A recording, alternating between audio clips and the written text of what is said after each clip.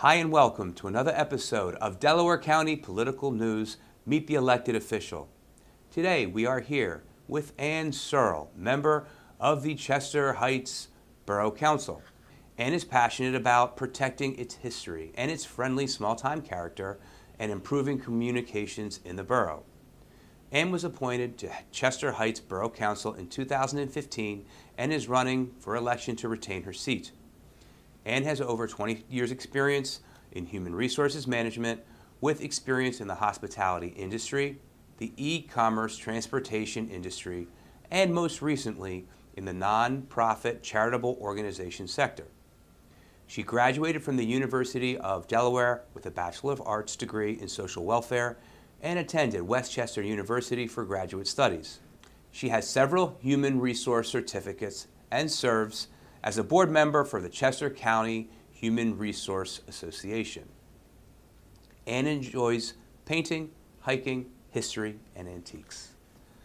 Ann was born and raised in Chester Heights. She and her husband, Tim, have two children, Emily and Justin. Ann is currently employed as the Director of Human Resources for the Sisters of Mercy of the American Mid-Atlantic Community in Lower Merion. Ann, thanks for joining us here today. Thank you and for being a having guest. me. And what issues are currently on the minds of the voters of Chester Heights? That's an interesting question. I've been out talking to voters recently, and it's interesting to me because one of the things that is still on the minds of voters, but it actually happened about 3 years ago, was the controversial Brookfield development that took place where they put multi-unit townhomes in an area that was previously designated as a historic landmark. This created a lot of anger in the community at the time, and believe it or not, it's still on the minds of voters today. And you mentioned you are passionate about protecting the historical nature of Chester Heights, correct? That is correct, and actually this development was one of the things that really motivated me to take more of a step towards community service because I was like everyone else in the community. I was upset about that. I had grown up in Chester Heights. I live in a historical home, and I really value, and I know a lot of the people in Chester Heights value, the open spaces that come with the borough. This was done before you were on the board, correct? That's correct. I was not on the board when the vote took place to approve the development of that property. What does Borough Council do versus what a school board does? Borough Council, we enact, revise, replace ordinances, we make resolutions, we conduct public meetings, we keep records of those public meetings, we manage an employee of the borough, we set compensation for the borough employees and appointees. A school board, on the other hand, basically creates school district policy. They set the budget for the school district and they set tax rates for the communities that the school district serves. So in there's three municipalities in the Garnet Valley School District, and that would be Concord Township, Bethel Township, and the Borough of Chester Heights, which I'm a part of. Another function of Borough Council and another responsibility is zoning, is that correct? We have a zoning hearing board, and we also have a planning commission, and they mostly deal with the specifics on zoning issues and planning issues. They make recommendations to council, and council ultimately votes on them. So when people go to elect their borough council, if they are unhappy about how their borough is being zoned, if they care about things like open spaces, that is the responsibility of their council, correct? That is correct. That is correct. The council has the ultimate say on those issues. Not their state representative, not their congressman, not the president or the governor, their local elected official, correct? That's correct. Do most people know that? I don't know that most people, well, I don't want to, This bears emphasis, and this bears emphasizing because most people are calling these off-year election, but you're saying what's on voters' minds is the fact that your community was changed forever. This one community was zoned a certain way. It could never be changed back, and yet the people who made this decision is done on what's called an off-year election. Isn't that right? That's correct. That's correct. I don't think people really think about it so much that the Borough Council really does have the power to make sweeping changes in the borough if there is support for it by other council members. You think there's a need for re-education of our communities here? I think that one of the things that I've been doing when I'm out talking to people, I've been walking around and trying to get to know people in Chester Heights, and I'm trying to give them a little bit of an education about if they don't understand the way something works, or perhaps they didn't hear about a public hearing, like how they go about getting involved and understanding how things work. And tell me about your background. I have an interesting story to tell in Chester Heights. I am the third generation of my family to live in Chester Heights. My grandfather purchased our home, which is a historical home in the borough, on 7 acres of land.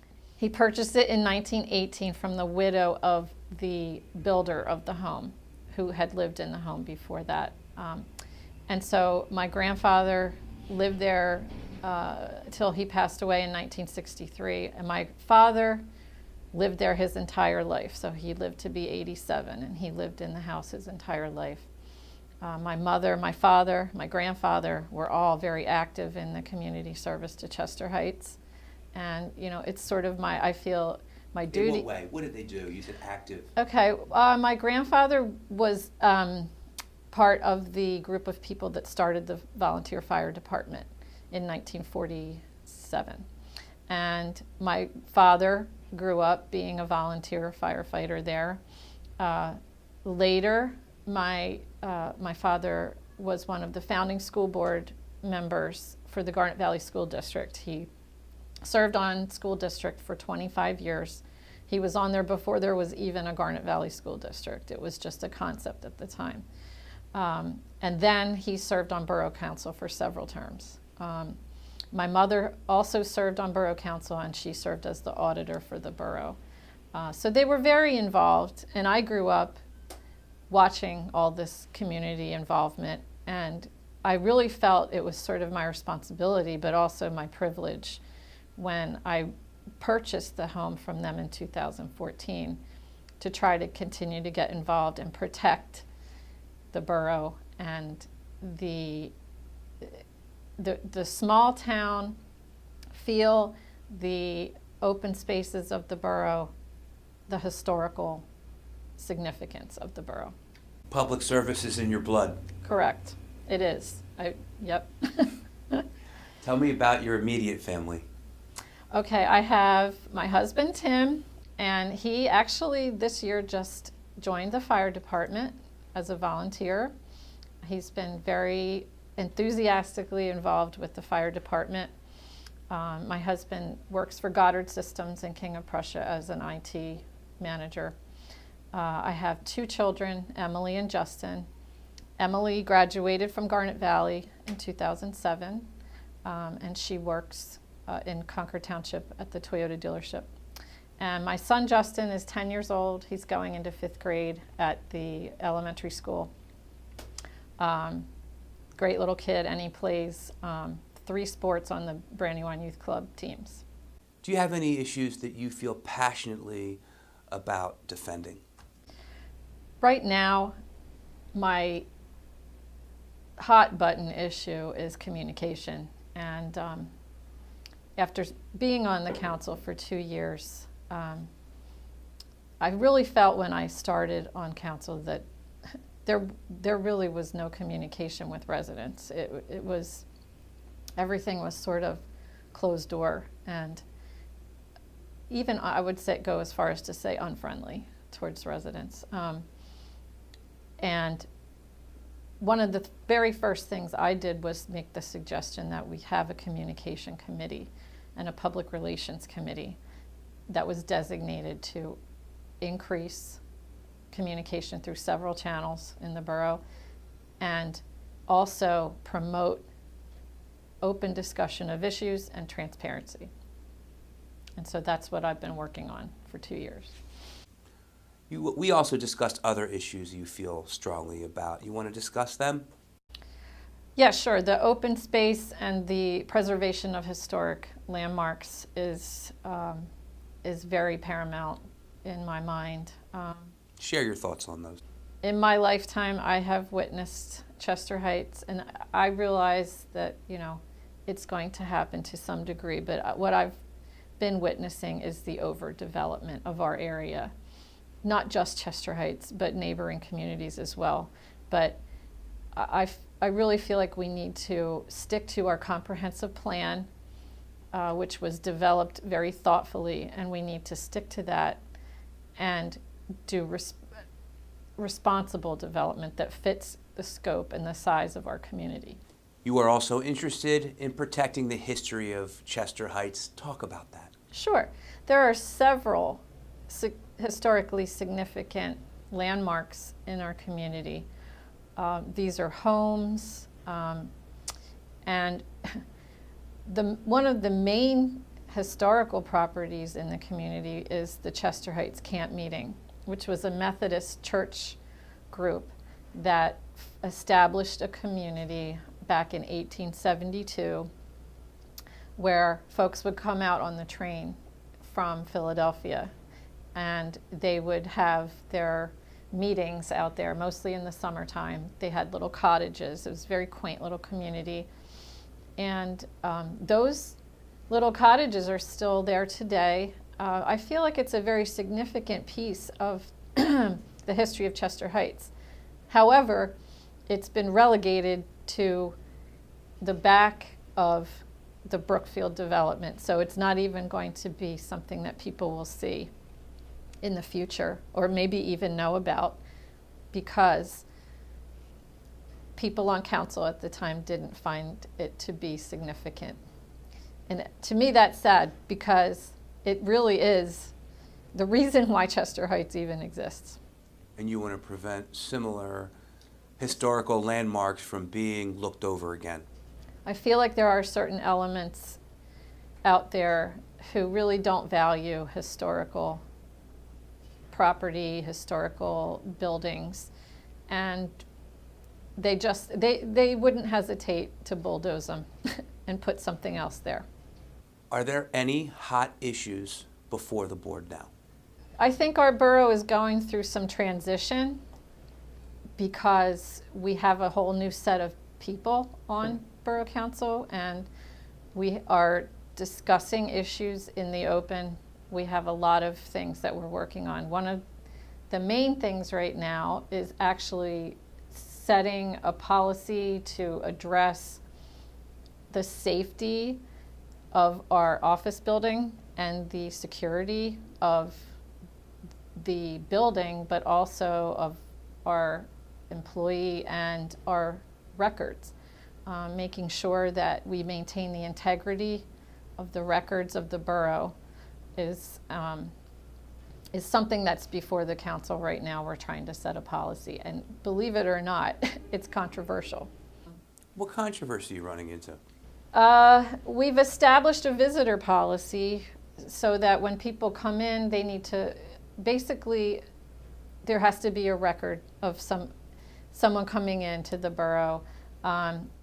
We are trying to make sure that visitors are only allowed in certain parts of the office building, separate from where the records are kept. Visitors don't always like that, do they? Well, they're not used to it, because this was a free-for-all before. Anyone was allowed anywhere, anytime, walking back and forth through the office, the file cabinets are just sitting right there.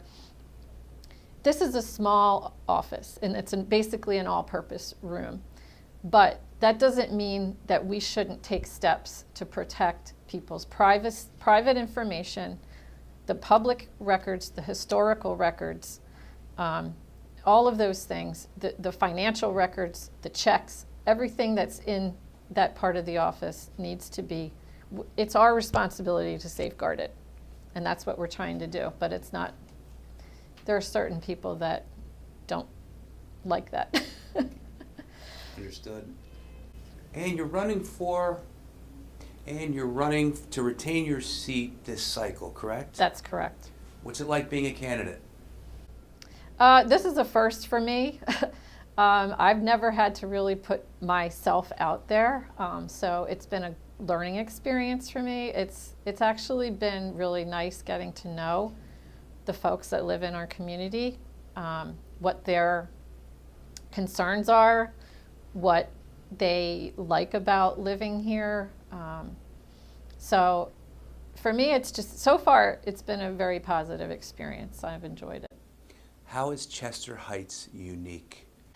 Chester Heights is very unique because, number one, it's very small. Like I said, it's 2 square miles. We have about 2,500 residents. Many times when people ask me, where do you live? And I say Chester Heights, I often have to qualify it by saying it's near Media. I was just going to ask you, where is Chester Heights? Yeah, it's between Middletown Township and Concord Township. Frequently people say I live in Glen Mills, which Glen Mills is just a post office, but if you say Glen Mills, people know what that means. So Chester Heights is just a tiny little, to me it's like a little gem in the middle of a lot of other larger townships. But it does have a unique history, going back to the Revolutionary War. The troops that were retreating from the Battle of the Brandywine actually stopped in a little place called Logtown to spend the night before they marched down into Chester. So that's a little piece of history. We didn't become, we were part of Aston Township until 1945. We didn't become our own municipality until that time. We didn't want to pay the taxes they were paying in Aston Township at the time, so we seceded from that township. And then, of course, like I said, the camp meeting was really the place where, in the late 1800s, it was a hotbed of activity in the summer times. The trains full of hundreds of people would come out there to spend the summer in the Chester Heights camp meeting. Thanks for that. Are you running with any other members of your party as a ticket? I am. I have 3 other people on the ticket with me. So it's Jeff Durst, Aaron Letty DiNicola, and Marta Driscoll. We're all running for council. And then Joy Fox is running for mayor, and Sari Daisy is running for school board. Your borough council running mates, do you generally hold the same position on issues? We do. We have very similar ideas about what we'd like to see. Our platform revolves around the responsible land use that we talked about before, protecting our historic landmarks, and open spaces to the degree that we can. Open communication, accountability, transparency is the second one. And the third one is to work on the infrastructure of the borough. That would be, the sewers, the water, things of that nature, public utilities. And what type of council person are you for the people of Chester Heights? And you can answer this with a story. So what initially got me interested in the position that I'm currently in was that I saw an ad in the Delaware County Times for an open position on council, and I applied for that position. And I was ultimately contacted by someone who was serving on council at the time. He asked me to meet him in a bar, and which I did. And we discussed the open position. And at the time, I mentioned to him that I was an independent, registered independent. And I was asked at that time to change my party status in order to be considered for the seat. So I thought, well, this is my opportunity to really become a person on the council that can serve the people.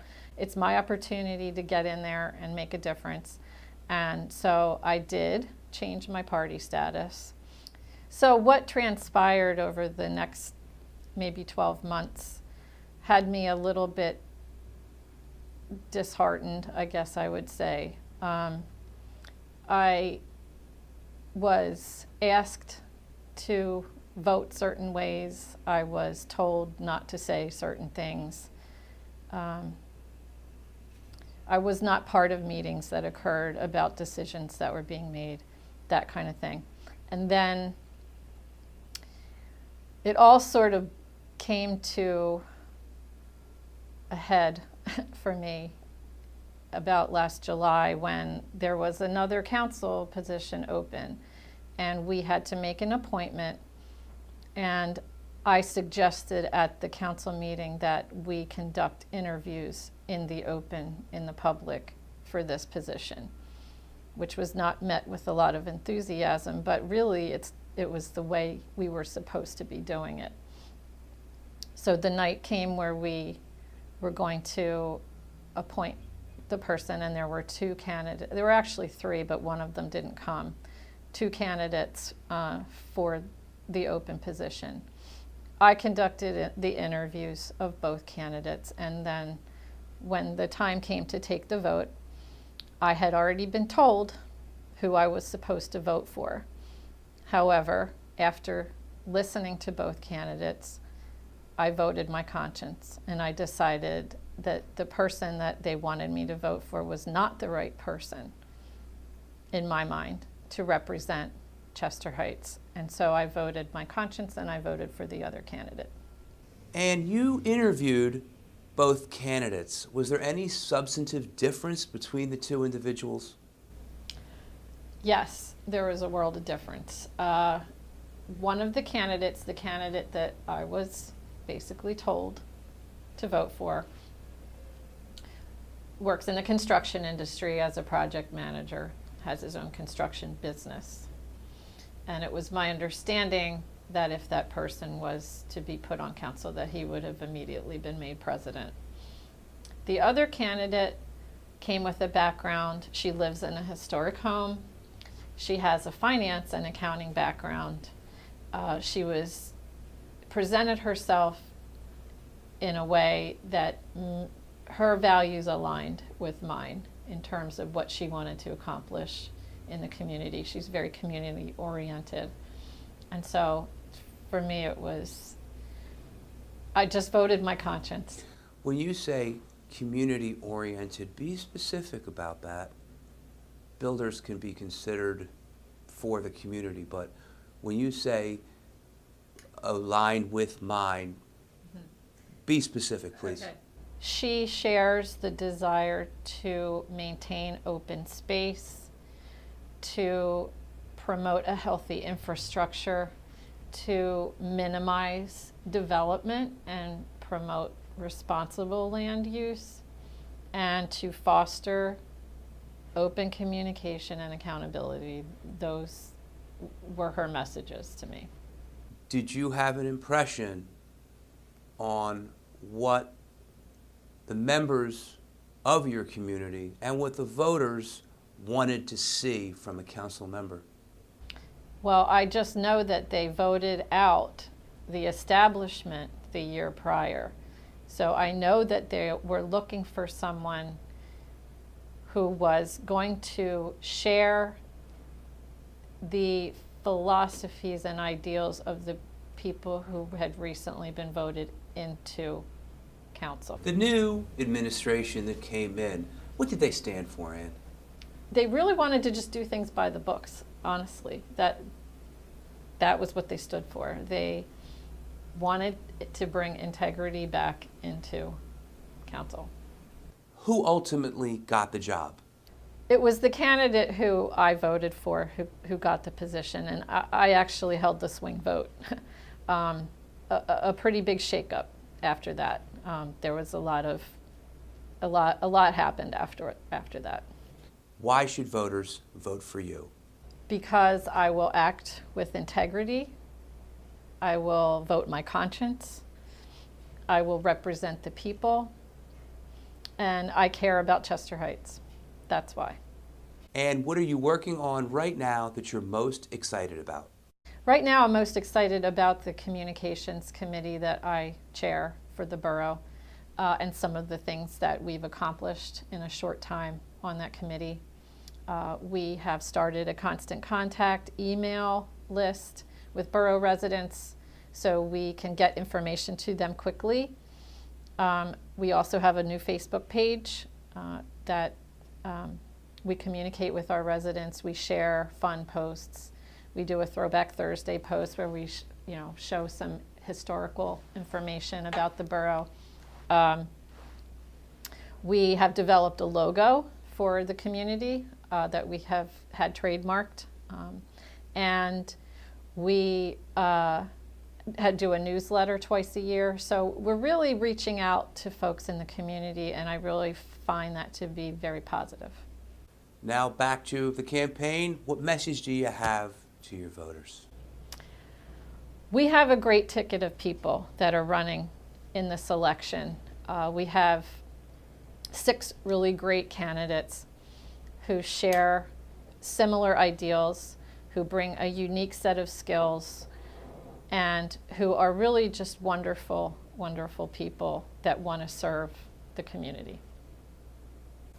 And that's all we have time for today. But again, I want to thank you for being a guest on Delaware County Political News. Thank you so much. We have been here with Ann Searl, member of the Chester Heights Borough Council, and I am your host, Larry DeMarco. If you like this video, please forward this link to all members of your contact list and your Facebook friends. Tune in next time. Bye for now.